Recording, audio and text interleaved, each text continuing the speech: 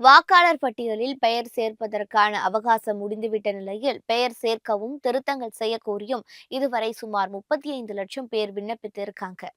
தமிழகம் முழுவதும் நடைபெற்ற வாக்காளர் பட்டியல் சிறப்பு தீவிர திருத்த முகாமில் உயிரிழந்த வாக்காளர்கள், முகவரி மாறியவர்கள், உரிய ஆவணங்கள் இல்லாதவர்களின் பெயர்கள் நீக்கப்பட்டு வரைவு வாக்காளர் பட்டியல் ஏற்கனவே வெளியிடப்பட்டு இருக்கு. அதன் தொடர்ச்சியாக விடுபட்ட வாக்காளர்கள் தங்கள் பெயர்களை பட்டியலில் சேர்க்க மற்றும் திருத்த செய்வதற்கான அவகாசம் வழங்கப்பட்டு இருந்தது. இதற்கான 24,47,000 பேர் விண்ணப்பித்திருக்காங்க.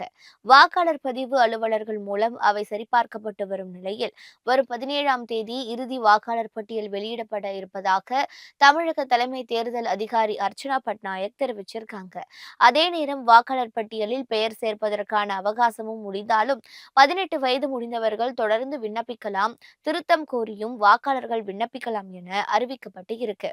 வரும் தமிழக சட்டமன்ற தேர்தலில் அவர்கள் வாக்களிக்க முடியும் என்றும் தலைமை தேர்தல் அதிகாரி தெரிவிச்சிருக்காங்க.